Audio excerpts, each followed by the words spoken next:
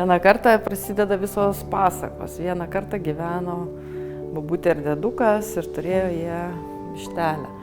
Tai visos pasakos taip prasideda, kaip prasideda ir mūsų gyvenimai. Vieną kartą gyvenau taip ir tas gyvenimas taip ir praeina. Ir man patiko tas, kad tas vieną kartą jisai yra toks truputį kaip ir skausmingas tuo pačiu, kad kiekvienas tas gyvenimas, tas vienas kartas yra svarbus. Kaip kiekvienas žmogus turi savo tą gyvenimą ir jo tie pasirinkimai kas kartą nulemia tam tikras gyvenimo perspektyvas. Jeigu tu, pavyzdžiui, vieną dieną neįlipsi į troleibusą, gal tau atsitiks kažkas kitokio gyvenime, negu jeigu tu būtent į tą troleibusą šiandien neįlipsi.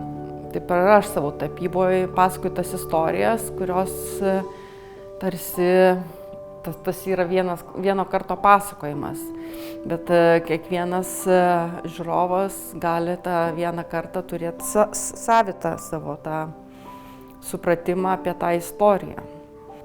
Gulbės tai įkvėpė pasaką apie 3 gulbės, kur atėjo ten, jos atskrido prie ežerėlio, kažkoks vaikinas ten pamatė tas gulbės ir užsimanė, kad kai jos nusimeta tos plunksnas, tai jos gražios mergaitės. Tai man labai kažkaip ir kilo mintis nutapyti tas gulbės, bet nutapyti tokias truputį supintas su žmogumi.